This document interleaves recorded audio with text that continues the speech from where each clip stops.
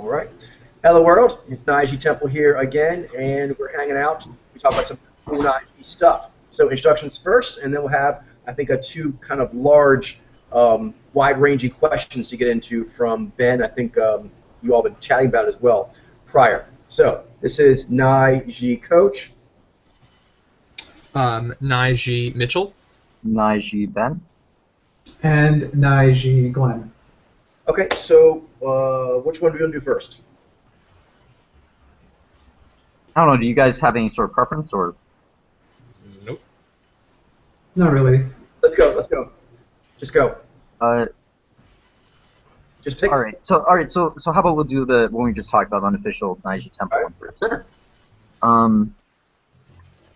So I'll introduce it. So basically, Glenn, Mitchell, and I have been doing these sort of unofficial Naiji temples, where basically we connect with each other and bond with each other about cool stuff we're into. A lot of which includes Podlair. A lot of which is stuff that we just kind of like always had an interest in, like video games and anime and things like that. We've had fun doing that and have been able to really bond with each other in a lot of great ways. But a question came up as far as like those things that aren't necessarily so directly related to Podlair, that don't necessarily fall into the category of like movies or TV shows. What sort of value that has for us on a spiritual level, and also what role that should really play in a life like our own, where we feel really strong need to contribute to the cause and really improve ourselves as much as possible through Mojang and practitioner program. Okay, that's a really good question. Mm-hmm. So some high-level thoughts just right off the bat.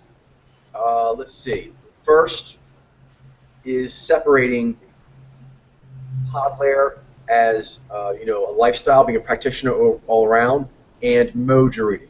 Because from the program, that's actually only one portion of one track. It's a vital one, and it's the one that kind of sets up the other ones, but it's actually only one portion of being Podlair. So Podlair counts for a full spectrum of life. Now bring it into, say, Naiji such as yourself that are full-on fanatics for the cause. There's a question of what is the value of individual things I bring in.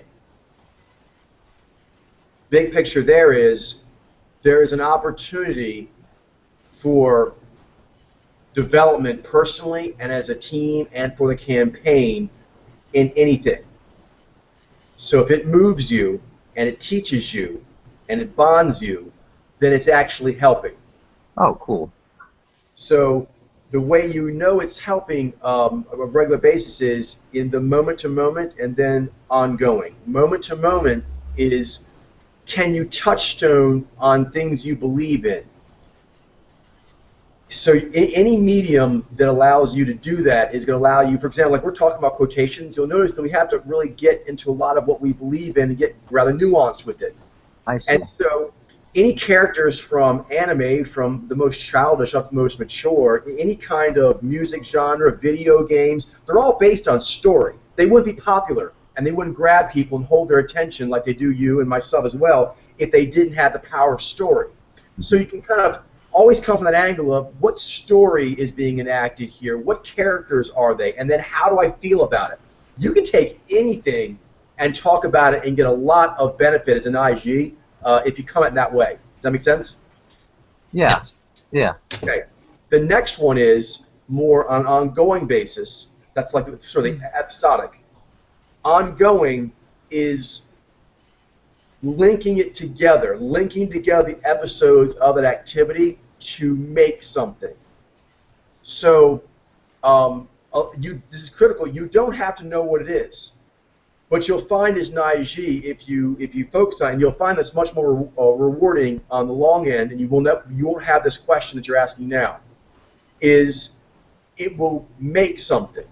So right now, and this is key, you don't have to know what it is, and what you're making doesn't have to be something that has ever been done before, and it doesn't have to be something that really gives value outside of yourself, although it often does. But if it levels you up, it's automatically good. If it levels up your close friends, good, and if you can actually export it further, that's great too.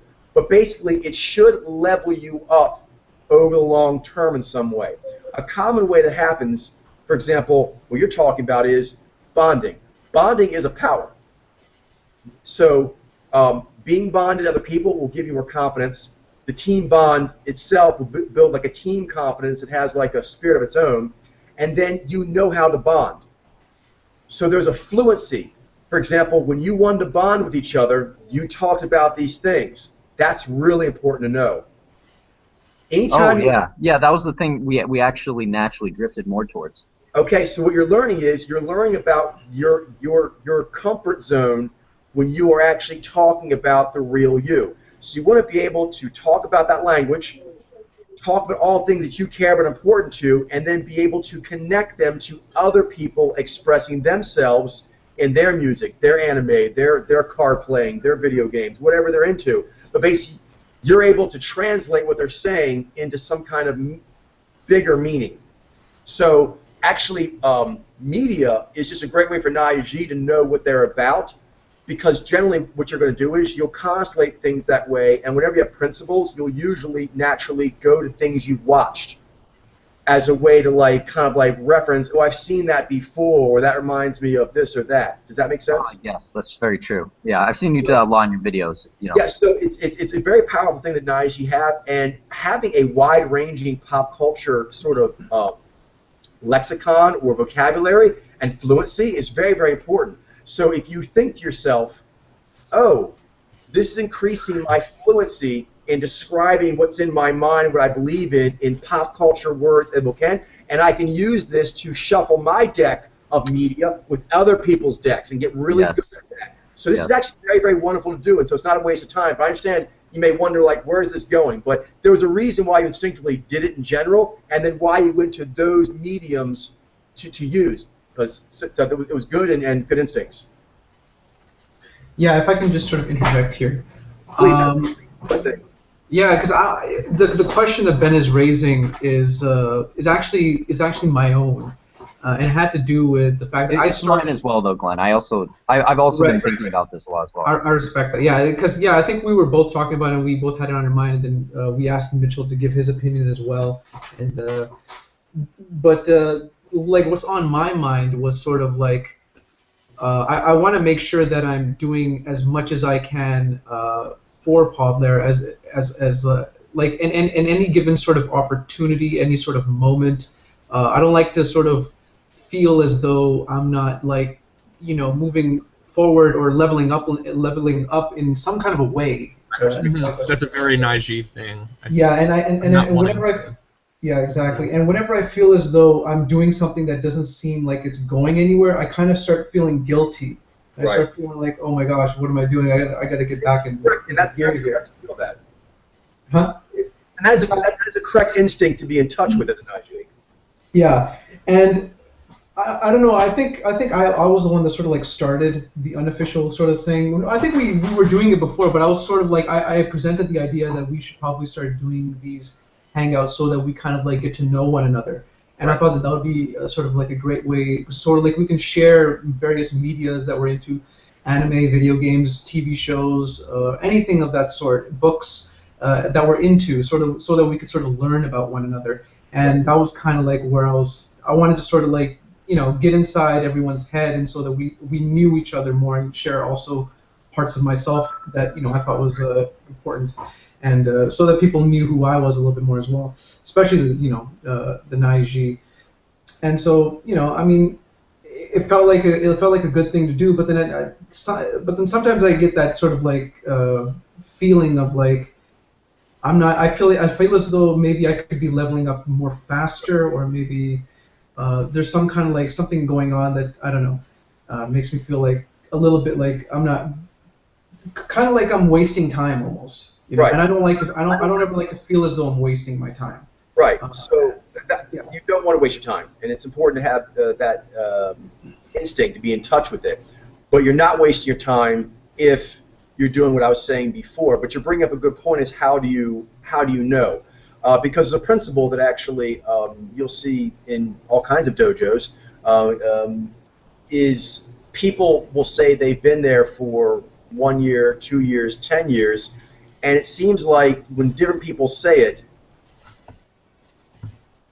they must have done different things with those 2 years, because it looks like their leveling up is radically different having spent the same amount of time at the facility. So obviously talent accounts for some of that, but a lot of it is something else. It's what we're talking about, how you set yourself. So if you actually come from it from the point of view of it's leveling me up, then it won't be an issue, and you can have it like in a big picture way. So for example, on the medium, like I said, is learning that you're becoming fluent. But you do want to ask yourself, what did I get out of that? What am I going to use that for? But if you do just that, a lot of times that can convert a session that may have not immediately had that value, give it to you when you realize what you could do with it. So something I generally do is I like to sound off when I'm having shared media like you guys are doing.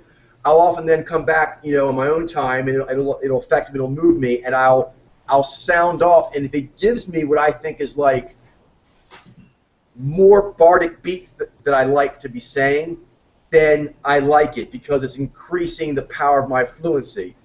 But there is a side to it, which is important to be attentive to. Basically, you are going to be what you think about, who you hang out with, and the activities you do.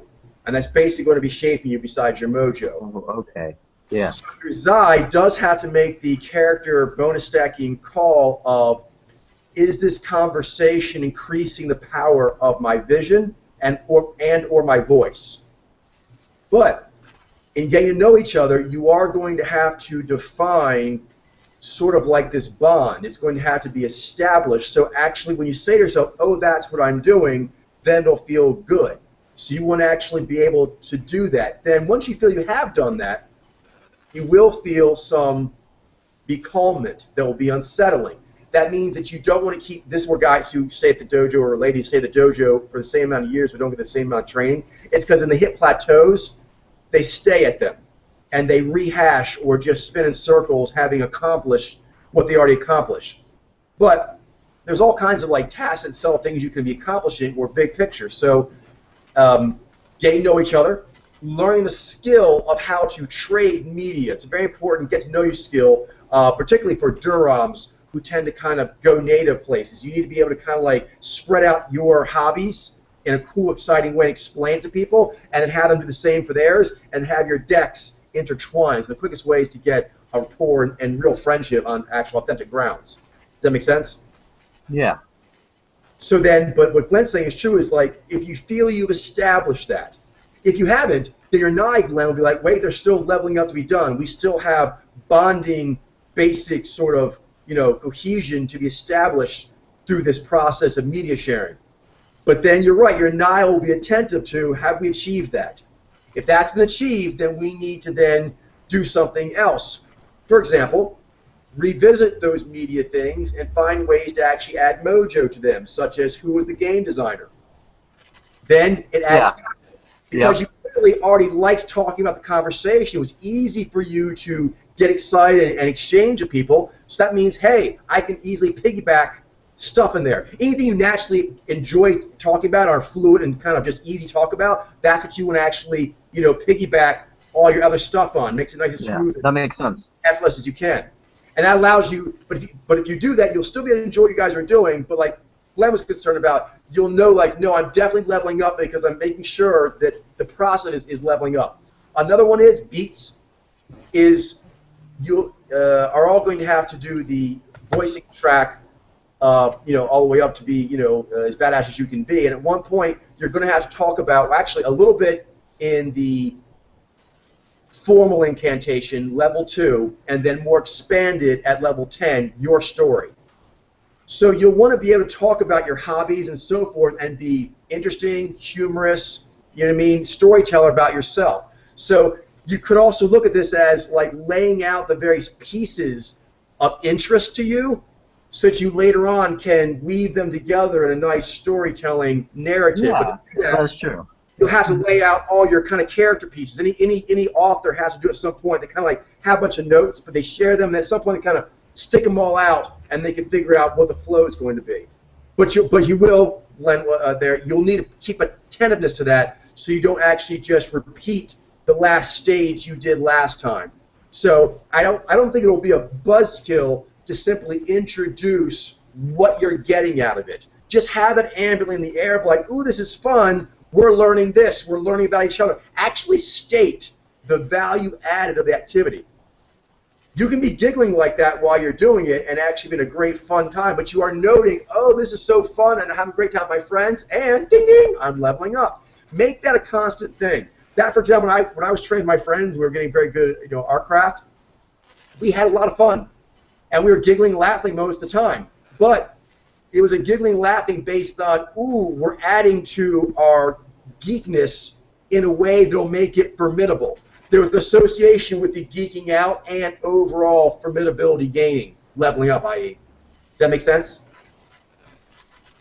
Yeah, it's kind of, you sort of like have to present the case that you're working on, and like, this is who I am, this is what I'm about, this is what I'm trying to do, and this is how I'm trying to do it through the applied kind of thing that you're, and then saying like, yeah, I really got a lot out of that experience, like that TV show or whatever, because I learned about this, this, and this was important to me because this is related to something that I'm working on, a case that has to do with something. Of course. And it can be like a skill set in yourself you want to work on, or whatever.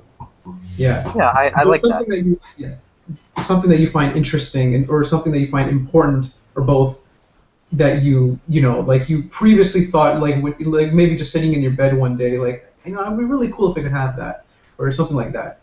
Yeah. So you want to like make that out into the world. I will say one thing. I agree with what you're saying, but I think some slight adjustments need to be made just as far as like the order of where you're at. Because what you're saying in general is very true, but there is something before that and something after it that are very important potentials to talk about. The first one is like before that, and this gets into kind of where you guys started this. You'll notice you have certain drives. That's important. Before you can define what the case is, you may just suddenly be like, wow, I'm really into this show. And you have to let that sort of take you where it takes you. And then at some point, it'll click into what you're talking about. Why?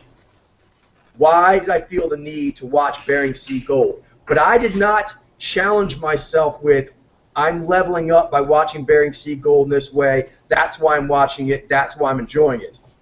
But I did, Glenn, that very much did happen after a few episodes. So that does come in. But often, certain things will just grab me, like, man, I feel like watching that. I feel like doing that. Yeah, and you don't really know what exactly, why exactly. But then after a few episodes, you sort of figure it out. You sort of. We should, and that brings the flexing part. So you want to let that just kind of what's moving you move you up to a point. After you've been doing it for a bit, you need to go to what Glenn's talking, the next part of, okay, why? If you just keep doing it, after the initial kind of pull and first rides of it, then you're just riding. You just ride the same ride, and you're not actually asking, what is this ride, where is it going, why? So you do want to ask that next. That's the second one. Then the sort of third element is bring in your, I would say, like deliverable. Meaning like what you're talking about, Glenn, is actually like, what does it mean for me personally? And that's like an internalized level up. And that's crucial. And for Nine-G, it's actually first. First, you're like, man, I speak better, I know more, yada, yada, yada. But then there'll also need to be a full kind of cycle of it is proving it. Proving it by actually doing a feat. Generally, it always involves a feat. Sounding off, hanging out in a certain way with your friends, putting together a piece. It can be anything like that. Tagging, for example, having like the various games that you like, knowing who most of the main producers are and having a tag. That's a feat. You know you're stronger now. And so it's like your other will like that. That's like, actually it's two things there. It's kind of your other likes that one a lot on the end of her cycle. And before that, there's actually another one. So there's four. First, let the passions take you where they go. Second, why? Why did that ride happen? Why did it move me? Then moving over to your other, you'll want to actually be able to find interest, at least initially, in the interests of people you find interesting. If you want to actually agree with, say, Nijai, you'll need to be able to some degree find interest in people you find interesting. Does that make sense? Yeah, that's a bit Yes, harder. yes, I agree. That makes sense. Right. Okay. So but this will to answer your question, Glenn, rest of you about leveling up. That will keep the process going for the whole Najez. To answer like a full cycle for all of us as Najee, it has to go all the way to even our other. So on our momentum side, generally we are moved by things powerfully without knowing at first why. But you do it, you enact it, keep a code of conduct, but you follow where it goes. Then next, why? And you get a lot of deductive reasoning, reverse engineering stuff. That tends to be a lot of your Xi and your V. Then comes in with the other, sharing it with someone else. If you like them, if you trust them, are you capable of sharing and having initial interest in their interests? And then Z and Vi, can you actually do a feat that'll go on record? It doesn't have to be something like famous, just like you can perform something on your character sheet, and if anyone says, do you have that? Like if you tag the programmers of the games you like, yeah, I have that. I can answer that question anytime now. From now on, I have that on me, like that's a part of me. Does that make sense? Yeah, that makes a lot of sense. So if you do it that way, Naiji can start from a lot of seemingly not like hard or practical skills or interests, but they'll take it and make it so. But you'll have to start with that initial interest, and then you have to say, like, how's it growing me? And then you'll say, okay, I know what it's doing, I know it's growing me, how do I share it? Okay, I'm sharing with people who I like or whatever, how do I share it / show off or whatever? Bonafide. How do I actually know I'm bona fide? So if someone Z-Buy kicks my tires, yeah. If you ask this, 20th level ranger to shoot an arrow, I can shoot an arrow. That is not typo on my character sheet. Mitchell, I'm curious in your thoughts on this. Yeah. Just in general? Yes, I mean, it sounds like this conversation you were all having. No, it is. Yeah, no, I agree with that because Glenn originally kind of put this question out in email form to us, and I know him and Ben were talking about it before. And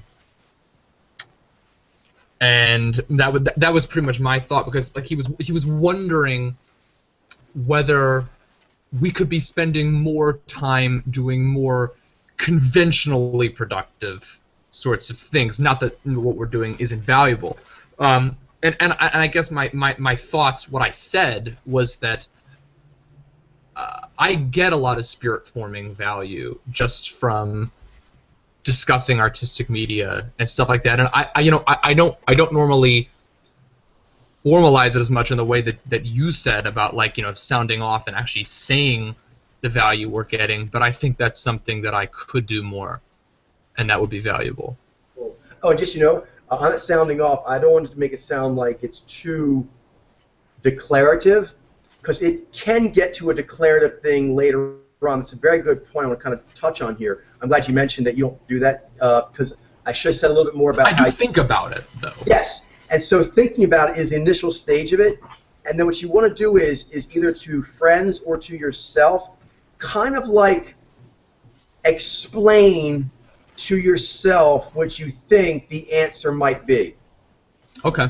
So when I sound off, like that may sound like it's very like assertive and like sure, but actually that comes over time. But at first it's more like, is it this? Or I'll kind of like just sort of like explain to someone, yeah, I was talking to, like for example, like something I do is like I was hanging out with you guys, like I'm doing tonight, and you guys are hanging out at the media thing. I'll often have thoughts that'll come to me of things I could have said or wanted to say that I didn't think of at the time. I'll kind of just, conjure you all in my head, and we'll just kind of keep talking. Does that make sense? Yeah. So you can do that with, close friends. You can do it with your higher spirits. You can do it with characters you meet through any kind of medium. And if they move you, you can kind of just talk to them. And so that's the thing of sounding off is just simply like allowing that dialogue to happen to a degree that you'll actually say it out loud. It's a crucial step for Nai moving their Nai out to their Ji. And I think that's how the sureness gets there, because I think with Nai doesn't start as sure, because it has to kind of fill in a lot. It's not like Vi as much in that way, but then it becomes really sure over time as it fills up more of what it's saying and tracking. Very true. Yeah, so you kind of have to allow yourself to explore like things that you feel like sort of cravings and things that you really want to experience, and then sort of reflect on how that can be useful, how that can be applied, and then that'll help you figure out where you should move forward. Yeah, and you're talking about the actual media interests themselves, and then also the sounding off on how they move you is also initially exploratory. It kind of starts exploratory, inquisitive, and then it moves into like explanatory. Yeah. And then from explanatory, it gets more like listen to me. You have to. It gets more like provocative. So basically, yeah, it starts like exploratory, then explanatory, and then provocative. Yeah, it's like theorizing to like you're starting to have some kind of theory, and then this theory needs to be applied. Sure. Yeah. And for Naiji, you really need to verbalize what you believe in to be able to know what you believe in. It's the way it works. That's true, like directives a lot. It is, think. but I think there's a little bit of a difference, although I think there is some general similarities, I agree. But I think all G mojos share that in order for them to understand their directive agenda, they need to get into how it moves them and then start, like, I can't just talk about a theory. I need to talk about that theory in the context of this friend of mine. That's interesting. You have to move them. You have to kind of get passionate about it to know. Passion for G, and particularly for, say, Naiji, who have in that particular arrangement, but for any G mojo, getting passionate makes you first courageous, and then it gives you integrity, and those give you access to special kind of wisdom in general. Naiji, that's like the area of wisdom we specialized in, is wisdom that most humans, for human reasons, can't hack it. So actually being able to kind of like talk it out, you start hearing your character's voice, and that voice pretty much powers everything the Naiji does. So you have to like get in touch with it, and then get used to expanding it. Because a lot of Naiji are scared to get in touch with it, and then once they get used to that, they're actually scared of working with it because it feels wrong to make it malleable. But that's the yin-ness of yang. Yang's not, Nai's not actually yin, but it is the fact that it can shape-shift until it gets the right answer that makes it so badass and sure in form when it gets the answer. Because it kind of just becomes liquidy until it finds the form. But there's a lot of a discovery process to it. Yeah. And I think all directives do share that to a degree. I mean, not in that way, but I think as far as just needing to actually articulate what you're saying to know what you believe. I know, like, I've heard, like, Z9, like, some of the Z9 that were running for Neo Magus' quiz, one of them said something like, she was like a philosophy professor, and she was saying one of the problems with their students is they can't really talk about their views because they're afraid to, like, actually take a stance and actually make an argument. Yeah, I can understand that. I know that helps me out a lot in philosophy. Just like being really opinionated about stuff, like that really helps me just write the essays I need to write on each exam. You need to actually articulate some kind of opinion to know where you stand. Yeah, because there's actually nothing wrong with making it. Like they have guidelines that you have to follow, but like they actually give you a lot of flexibility to sort of just give your opinion on on what this is, and how this works. I think that has to do with like the fear of like hearing other people and what they have to say about what it is that you think. That's part of it. I'm going to touch on that real quick. That's actually a really important point. That's such a powerful thing for Naiji that we generally tune it out, and it's actually like a sublimated signal, but it's actually always there. And you'll need to actually look that in the eye, because you'll feel it when you start speaking out loud. For example, you've all spoken out loud as Naiji doing that kind of thing at some point in your lives, right? Yes. Yeah. Okay, I don't think Naiji hasn't done it at some point. Okay, I think you can relate the vast majority of those instances you were somewhere you felt safe of not being observed. It almost always goes hand in hand. When Naiji are visioning to where they get worked up and are really being themselves, generally they're in the room or driving down the road by themselves, or out in the woods by themselves. They're somewhere Yeah. by themselves. Okay, so recognize that that is a part of being able to speak at all. If you recognize that a lot of times your self-possession will give you a bit of a temper, I do this a lot. I'll actually sometimes feel myself like not wanting to sound off because I feel silly. And I'm like, why the fuck do I feel silly? I'm a wise guy. I do noble stuff. Lots of geniuses have talked out loud like this. Why the fuck do I feel silly? Oh, yeah. I'm imagining in the ambient how some nebulous person or persons might take what I'm doing. And then I stop caring. And then I flow. It's important. Which is weird because Naiji need to actually think in character to flow while not being concerned about the world's reaction. That's a tricky element. Which is why it helps very much to get to where you're by yourself at first, and then summoning people. It can be real people, it can be people from media, and very importantly, your higher spirit forms, which will use those, real people and fictitious people, to actually create the character it relates to you in. Yes. And that voice, you need to get good at hearing and then talking to. For example, real quick here, two things. If you're not comfortable as an IG, actually, like, for example, summoning your other as a muse and basically saying what you like or don't like about her or whatever, or being able to summon your Daryu and explaining why you used the calories and hours of the day you did the way you did. That should be something as an IG you're comfortable doing, because your Daryu is tapping on the shoulder all the time, so is your other, so is your Fumas, and so on. So you should be comfortable actually having a conversation with them. Does that make sense? Yeah. As an IG, if you needed to, I know this might look crazy, but I'm not saying be crazy, but you should have the self-possession. If you need to actually have a conversation out loud with an imaginary friend of yours, that you could actually have that in a public place if you needed to. That takes a lot of strength to build up to that point. If you imagine that as a goal to get to, it'll tell you the spirit you need to be in when you're sounding off by yourself. It's a spirit of you just got to say what you need to say. And generally, ironically with Naiji, they eventually get to monologues when they talk to humans, but when we talk to our own spirits, often it's like a bit of a back and forth. We'll say a bit of a monologue. Just, actually it's kind of the heart and the soul of the Naiji monologue. We'll say a bit of a monologue, and then our other or Daryu or someone else gives a response in our mind's eye. And then we follow up more of the monologue in response to that, and so on and so forth. Later on, when you have the monologue down, you'll be speaking it, and points where you don't like fatigue, where Naiji keep the energy up, is their spirits will say, "Yeah, baby, don't forget to tell them about this." Your Daryu's like, "Yeah, man, make sure you tell them about that," and they'll spur you on and give that monologue its momentum. But that begins with kind of like you lob partial monologues or possible monologues at them and see what they do with them, and that lets you know if it's good or not.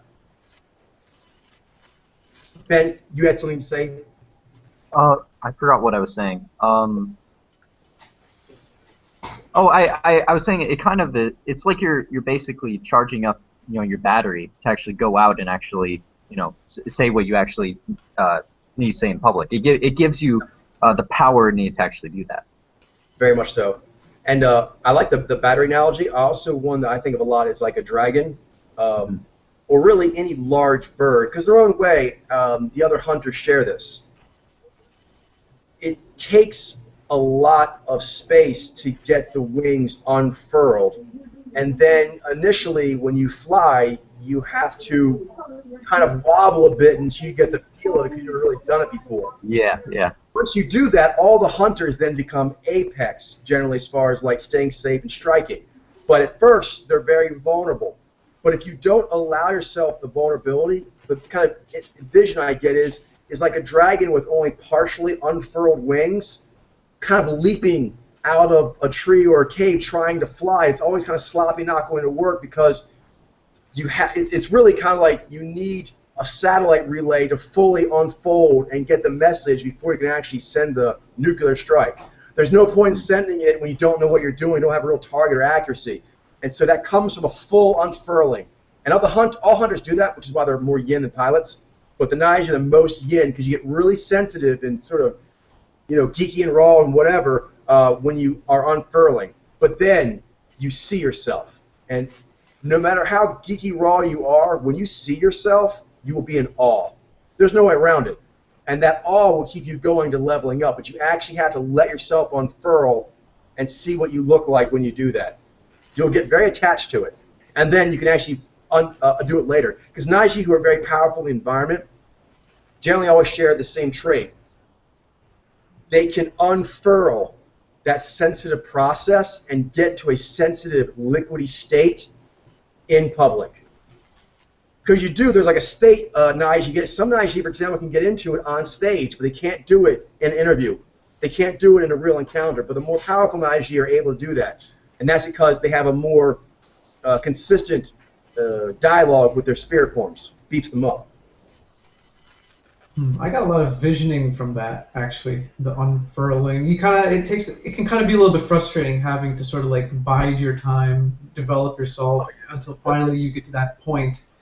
But it's a part. You need to do that in order to become Totally. the evolved version of yourself. The kind of like breaking out of the shell kind of thing. Yeah, You need to sort of like stay in the womb for a little bit before you can do that.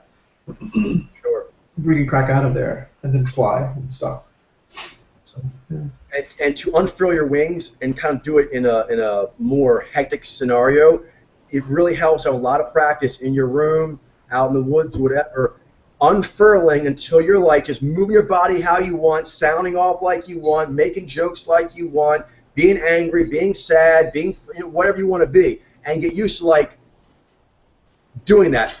That's basically bring your nai through to your V. Well, it's kind of like an awkward process at first, and so it can make you not want to do it when people are watching. But if you get really good at doing it, then it's really awesome to do when people are watching. But ironically, it's helpful to not learn how to do it with people around. You want to learn how to do it with no one around, and then build up to where you can do it with close friends, and then build out from there. And finally, you can be looking at an enemy, and then if it gets weird, you just go, you can do it. You can get artistically empowered in a very even tense real world situation. But that's a hard thing to do if you haven't built up to it. If that makes sense. Yeah, and you mentioned building it up with your friends, your close friends. Yeah, it makes total sense about based on what we were talking about, which is that you do it yourself by yourself, kind of in your own room, in a place where you feel safe, and then you can sort of do it with your buddies in a sort of unofficial kind of sort of in a very artistic and non-official kind of way, experimental way, basically, yeah. And then you could sort of like play around with ideas there, and then once you kind of reach into that, as far as that can go, then you can take it further and further and further. For sure. So yeah. Good stuff. If you guys had any more thoughts, we can kind of do those now to wrap up. But we're getting a little close here. I'm thinking maybe give some time to the other topic we should. Yes. So, is there anything before we move on to the topic? I think I'm good with this one. I think I'm at a pretty good understanding with what you're saying, Coach. What we've all said so far. Please. Okay, let's go ahead and get the next one. What's the next topic? Oh, the next one was the OCD topic. Go for it. So I guess this one is actually one that I introduced. It's basically because, but I talked to Glenn. He said he experienced some of this as well. Oh, right. Where and I think to an extent all Naiji kind of experience this to some degree. Like you get really obsessive about things, like sometimes like worldly things. It's with me like the major thing that I've experienced is with like my alarm clock. Like when I go to bed at night, like I have to really really make sure that like the numbers are exactly how there's the right numbers, and then I know exactly what's going on with it, and then I think there's also like a vibe component as well, because like after I do that, when I lay down in my bed, I'm like, maybe you should check to make sure that Is that what you just I have no exact. like? Are you sure? Are you remembering that correctly? Maybe you should go check again. It's like so. I mean, literally to like the letter, I do that. Yes, Oh. so I think it's quite common Naiji because I also have done that in the day when I did clocks. I don't do clocks generally anymore. Oh, whenever I don't have to, I don't. But yeah. But just a quick thoughts on that is, as far as a hyper-attentiveness to the clock, there can be several things involved there, but the two big ones that come to my mind are more like trying to control things, and the other is an adversarialness. So I'll say control issues and adversarial. So let's start with control. As Naiji, why Naiji misread more than the other mojo is there's a lot of impingement on us that is difficult to deal with. So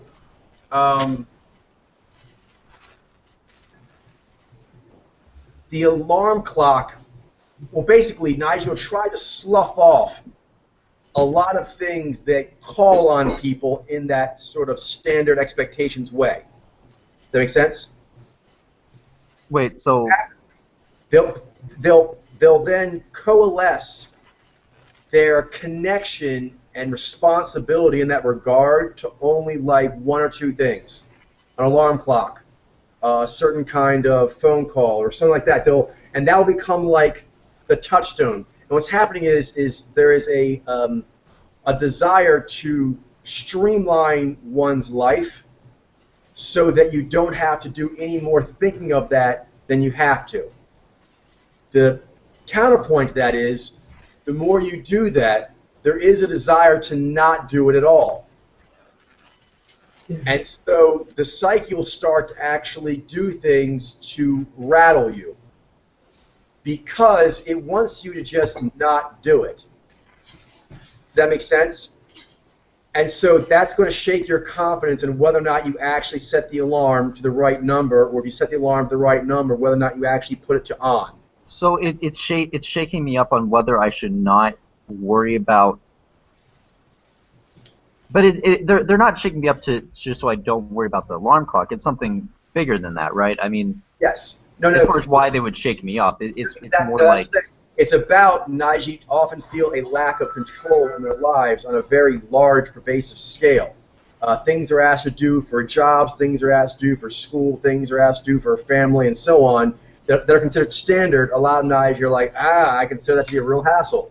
Yeah. So they'll start to pair off those things and sort of centralize them in a few areas. When it comes to Z and Vibe, for example, it's classic for Naiji to go with like a watch or an alarm clock or something if they have to do it. But Naiji actually, mental-wise, are not really geared to be paying attention to things in that way. So what's happening is the psyche is wanting to pull away. And because of that, what happens is when you don't want to pay attention to something, when you get drifted away, when you come back, I think you know what I'm talking about, Naiji. If you're in a situation where you are somewhat interested in the ongoings, you're still going to drift. You're still going to drift and detach because you're Naiji. But you'll find that when you come back to the environment, it's less jarring. There's more of a willingness on your part to come back to the environment, and you have more of an okayness with what is likely to have transpired when you are gone. There's a lack, generally, of paranoia. When you're in an environment like the DMV or something, and you are drifting in line, when you come back to the environment, it'll be more jarring, and you'll have a panic. How long have I been gone? It's a classic Naiji panic that underlies everything, and so the more your mind is looking for you to escape a situation or whatever, when you drift, your Nai will kind of be like, hey buddy, let's really just drift a while longer. And you'll notice your Nai keeps trying to drift you from actually paying attention to it at all. So deep down, whether you know it or not, you have a little distrust of your Nai Dragon. Because your Nai Dragon, come on, you know it's true, doesn't really fucking like that alarm clock. We all know this. And your dragon is in charge of your drifting. So you know I like to drift. It's my favorite thing to do, but my Nai Dragon is what drifts me. And when I let him off the leash, he doesn't want to come back the alarm clock. You know what I mean? It's like I love my dragon, but I know that about him.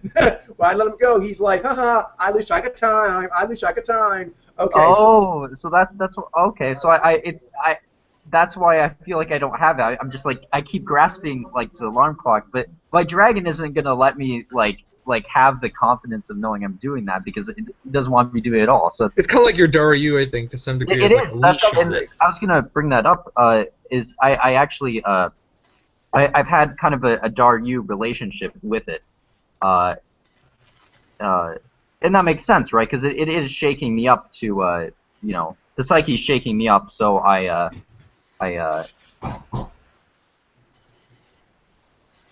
Well, it's shaking you up. It's also letting you know that it's not as into that. The things you can do to make it easier to a degree. Explain to your dragon why it's cool. The most successful thing I've had to do with dealing with clocks is explain to my dragon how we're like a secret agent, and this secret agent, for this period of time, does the alarm clock thing, because I'm like, Razor, man, Razor. And somehow, like, that makes it cool. That you can't do that for, you know, indefinite amount of time, but for periods of time, for special courses or projects, you can actually do that. But it does help a lot to basically, seriously, like, convince your dragon why it'd be kind of cool to have a character that would have that. Because otherwise, your dragon is like, in a way it's right, if you're not actively explaining why you're doing that, your dragon's like, hey, Mr. Apparatus, I think you got enslaved. That's what it thinks. It thinks you got enslaved. It thinks that Z and Vi got you. So when you drift, it's like, yeah, let's go. I mean, it wants to go. It wants you to forget about it. It wants you to forget about it. And so you're basically warring with your best friend, your dragon, who actually is not enjoying being tethered to the alarm clock. Yeah, I think it's related to the Zai as well. You really need to have the Zai handler being able to be like, Right. yeah, this is important because of this, and this, and then your Exactly. simulated, you know, your 9G powers are going to be like, okay, cool, let's But I find don't want to be on this leash. Let's find a different way to sort of like do our thing, to sort of like let's pull on some other thing that's like some kind of an issue or something like that, so that they can continue growing. Now, another one that is related to it, I don't know if you guys experienced this one, but they often come together and flip back and forth. That's more like the escapism, and then when you feel the kind of like drug-like quality of that, you know, drifting escapism, there's like a paranoia when you come back of how long I've been gone, what did I forget, did I really turn that alarm on? So that's the one. Another one is the dragon is not trying to drift. It's gone with a different strategy because it realizes the tether is on. When a dragon cannot pull away from a tether, it turns and Truth Fire blazes it. That's what it does. So if you grab on dragon, it'll try to fly and you'll fall off. If you hold on to it, then it'll spin and blast you. So what's happening often, I know for myself, like with clocks, things like that, is there will be a personification, whether you know it or not, of the clock. And it's like that uncle that you don't like. And you go upstairs to breakfast, and he's there. And then you go out to wash your car, he's there again. And then you might be out in your car, and the uncle doesn't come out. He's still in the kitchen. But you get your car, and it's like, that motherfucker's still there. And you're walking, he's still here. And you just kind of like look at it like, why is that person still here? That obnoxious, tedious person. This case is a alarm clock. And you kind of you're like dragging chopping on the bit, like, can I not Truth Fire just torch this person or thing? Because it seems like that's what needs to happen here. Because like, Ben, it seems like you're anxious. One hatchet to the alarm clock, anxiety gone. Just like I have that issue alarm with clock when it like out comes the to- window. I have that like issue with like waking up in the morning. Usually, the alarm clock goes off, and then I'm like, I'm the one that set the clock. But then now I just want to like go there and just like shut it off and just take like like sleep for another hour and a half or something. Yeah. Yeah. Because then it's sort of like my way of like. But I would rather not have to even get up to shut it off, because then you have to like actually move and open your eyes to see, oh, it's over there. The thing is, when Naishi are actually left their own devices and are actually peaking properly, like myself, I don't have an alarm clock, but Shishai will tell you, I am up working until I get exhausted, and then I take a sleeping pill to turn myself off, and I pop up the next day and do the same thing. So I don't. Maybe I should take sleep medication because I have a lot of issues with that. I'm kind of scared that I might like lose myself to like just because I have like a nice schedule. I always wake up at like a certain time, and then if I feel like if I don't do that, then I'm gonna become lost in like. Yeah, it does help. If you need to stay within certain confines, it helps to kind of keep in that conditioned rhythm until you're ready to kind of morph into another form. Yeah, and I do have like obligations to fulfill. Yeah. I understand that, but what I'm talking about is there is a combination of like you have to make some compromises, not as you don't like to, which you do in life. But what I'm talking about is simply the drivers that are be pushing on you, and then obviously everyone's life situation, you do what you want. But it's helpful to know that two things. This for sure. If you're an IG and you have an alarm clock in your life, your dragon wants to fly you far, far away. For sure, wants to fly you far, far away and talk pod layer and talk with your friends and watch movies and do things like that and go out and do whatever. So, or just daydream about really cool, high-level stuff. Next, if the alarm clock is going to not let you do it, it would like to actually destroy the alarm clock. So, it would like to first just fly you away, but if that doesn't work, it actually dislikes the alarm clock. So, when you understand that, I think it'll help you. As nice as you do it sometimes. Like I have all kinds of crazy stuff that comes to my head, but I've learned like crazy doubt demons will come in my head after I've had long pushes and I've run myself too ragged, and you're like, I have to back off so I don't go too crazy. But some that you're like, okay, these are thoughts that happen to me when I'm tired. Do you know what I mean? Yeah. And so it helps to explain that, and it makes them better. So with the alarm clock, if you actually talk to the dragon of like, listen, I know we don't like the leash, but it'll make for a better ride if you'll just take me out and bring me back in a reasonable time and don't have such a bad relationship with the alarm clock. We'll get rid of it soon. Seriously, your dragon likes this. Listen, just be cool for a little while, and it'll make it easier to get rid of the alarm clock soon. Be like conspiratorial with it. I know, I don't like the alarm clock either, but it's kind of a thing to deal with right now. I want to kick the alarm clock to the curb too, but you got to work with me. Yeah. This is gonna all pay off in the end. You just gotta like deal with it for a little while. Yeah. And the best way to do it, I think, on a more long-term basis, like I said, is actually, if you can, because I've done it for long periods of time where I did like the alarm clock stuff, is explaining I'm a character, and this character does this. And your dragon likes to go full shape-shifting in character. For example, I'm not a big fan of push-ups either, but I've done a lot of shit in my life too. You know what I mean? And the same reason, I'm like, that's what this character does. This character does push-ups. You know what I mean? Because like, I want to be like a certain kind of person. I look at how that person does it. I'm like, apparently you just cannot get around these push-ups. So you can explain to your dragon. You're like, all right. And then the dragon's like, at least this period of time, push-ups are cool. Alarm clock is cool. But kind of like the geeking out, you'll have to. The dragon will keep making periodic, rushes on you. And this will involve your Daryu some, because your Daryu will be with them. It'll kind of rush you and like try to shake your confidence or test you on whether or not this alarm clock is really what we want to be doing. If you veer it off, talk it down, get it to agree to it, it'll do that for a little while. And then it'll swoop back at you again and be like, are you sure you want to be doing this? So just be kind of aware of that. But you can kind of do that for an extended period of time. If each time the dragon kind of swoops back, kind of does like animals like a charge on you to kind of see what you're about, your dragon will like come at your confidence. It'll just kind of like charge your confidence to see if you really know what you're doing. Basically, if you deserve to be the dragon master. If it shakes you, then you don't deserve it. In which case, it'll basically keep you shaken until you do something different. But if you can keep explaining why you're doing it and give the dragon new food for its ego of what was accomplished by doing push-ups, what was accomplished by, like, the dragon was cool with you for the last, 30 days and didn't give you too much of a hassle.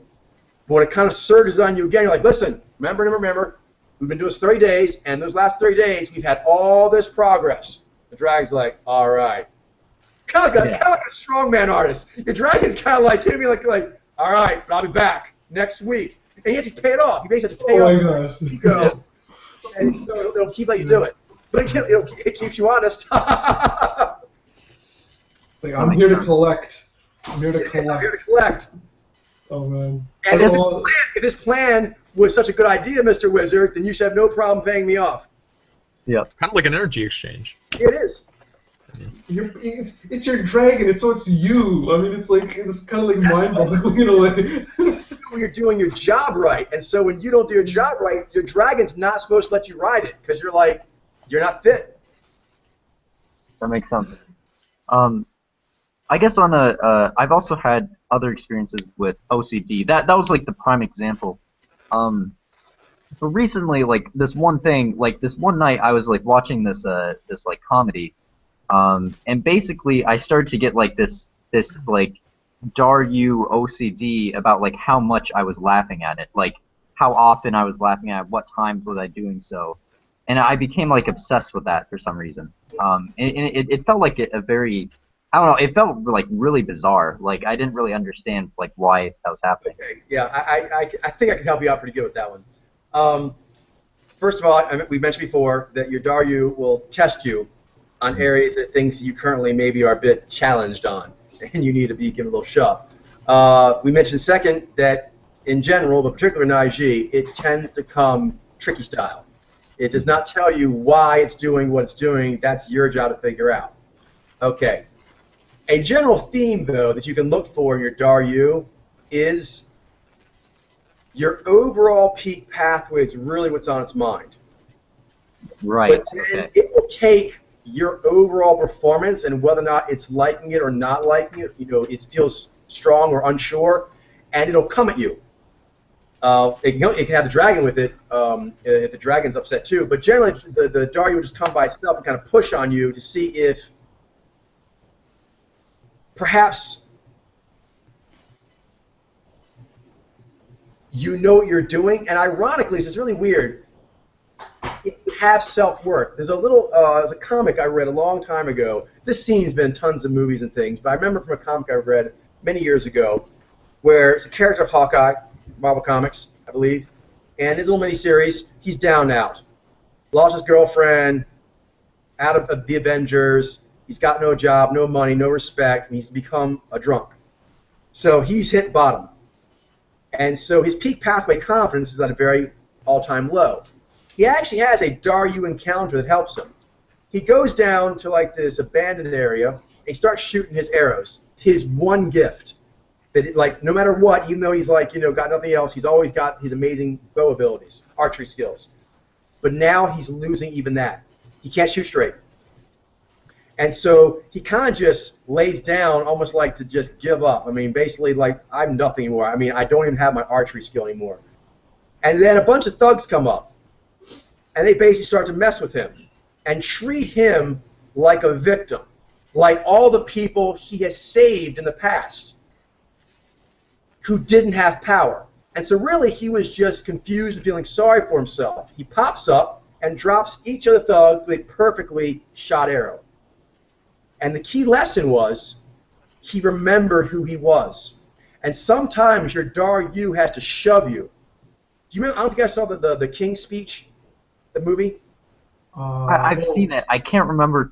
Like Right, it's yeah, a little yeah. foggy for me, but I have definitely seen it. Well, the pivotal scenes is the mentor kind of comes at him in a Daryu way by sitting in the king's chair, which is a great dishonor. And so that's not my thing, but in their culture, you don't do that. And so the Colin Firth character says you can't do that. And basically, he's been stuttering this whole time. And so finally, he just basically Daryu's him. Make me move. Why should I listen to you? That's where they spell the Daryu, in a Daryu kind of high Daryu. He's like, why should I listen to you? And his anger came up because you're wrong. I'm in the right. I have something to say, and I'm fucking saying it. That's not exactly what he said, but that's basic spelling, and taught him who he was, and that worrying about is he as cool as fucking Hitler and giving speeches is not the point. The point is, there's good that needs being done. You have strength, and you're sitting on it. Get off your butt, pick up your strength, and go use it. Does that make sense? That makes sense. Yes. Now, I'm going to relate to your story. I often have things where I'll be wondering, like you're talking about, do I laugh this or much? Am I a cruel person? Am I too much a weak person? All kinds of things that aren't really true. But my Daryu, I'll be watching a certain movie or reading something that brings that motif up. My Daryu will use it. It'll use that moment to jump on me and basically start kicking me. Like you. You laugh weird, Ben. You don't laugh like a human. Normal humans laugh natural. You don't have a natural laugh. You're a freak. You're probably sociopathic. A person who can't laugh naturally is probably a sociopath. Naiji wonder if they're crazy all the time. And they wonder what variety of crazy they might be. Your Daryu will use that for sure. Know that. Okay.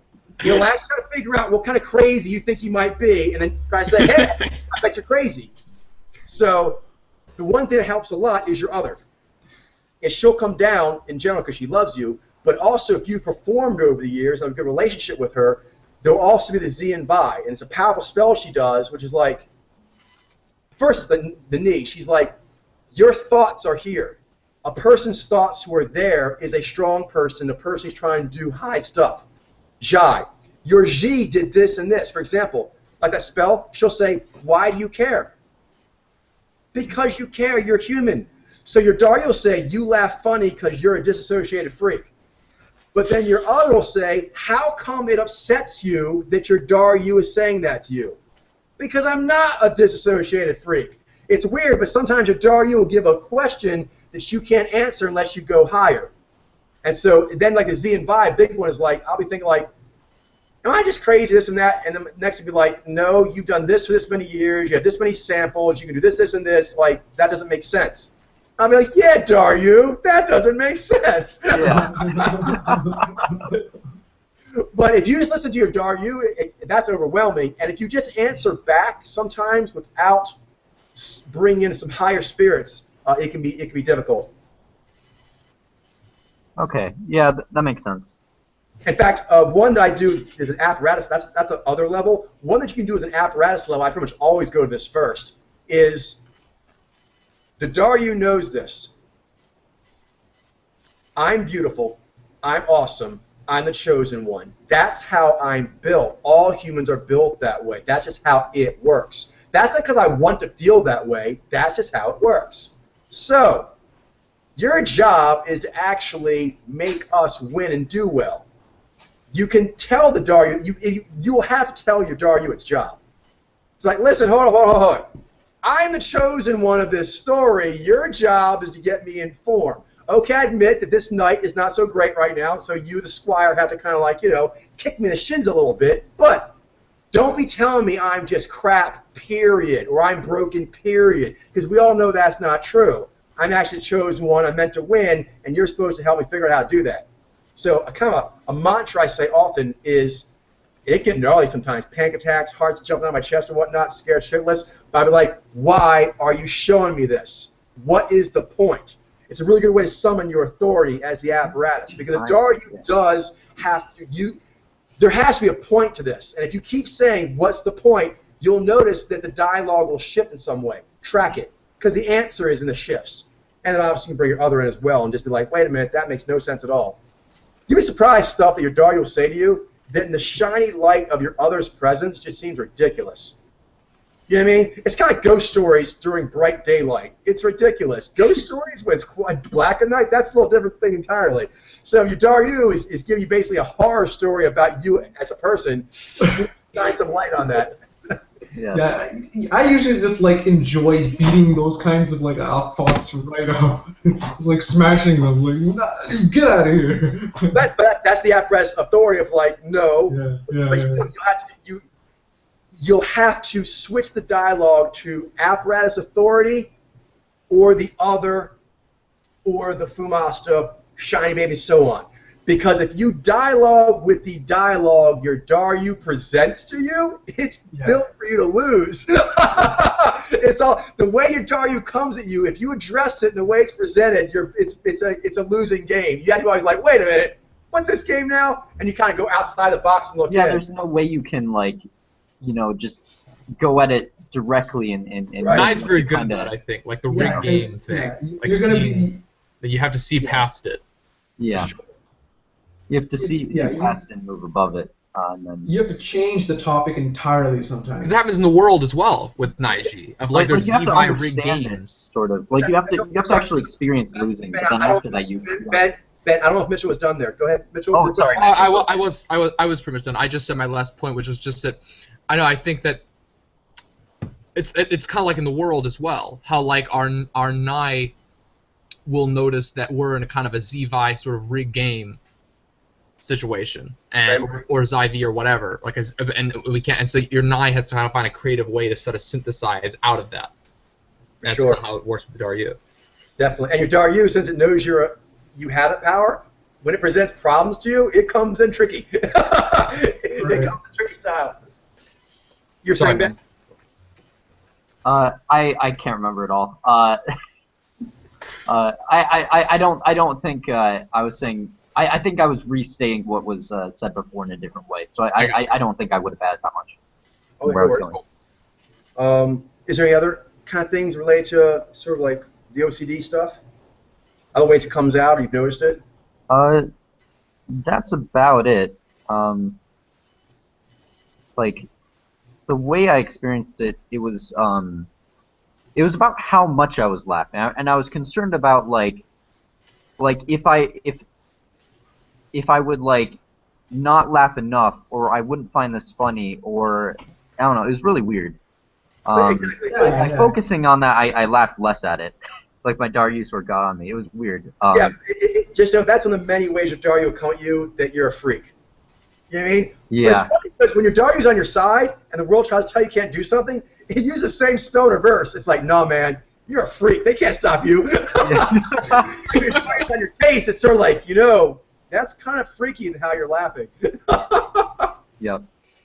Yeah. Or it's like you have a weird sense of humor. Yeah. And your sense of humor is like not like normal. Other people have a normal sense of humor, and you have like a weird sense of humor. Like you're weird. It's like. Have you noticed that? Have you noticed that? Have you noticed that? Because I've noticed that. I've noticed that. Because as a Shine Token, you do have to respect the Daryu and listen to it as a say to a degree. But it's not really helpful. It's repetitive. You are allowed to and responsible to hold your Shine Token. But listen, give me something helpful or new, or this conversation is over. Exactly. Cool. I guess we kind of covered those then. If you have any more thoughts, we can go ahead and have them. But we're about 10 minutes away, so kind of cool to wind down anyway. Is there anything else maybe besides those topics also? I actually was having something on my mind, but I was hoping we could do that maybe off air. Okay, let's go ahead and do that. And then Oh yeah, sure. All right, so well, good night, everyone. good night, everyone. Good stuff.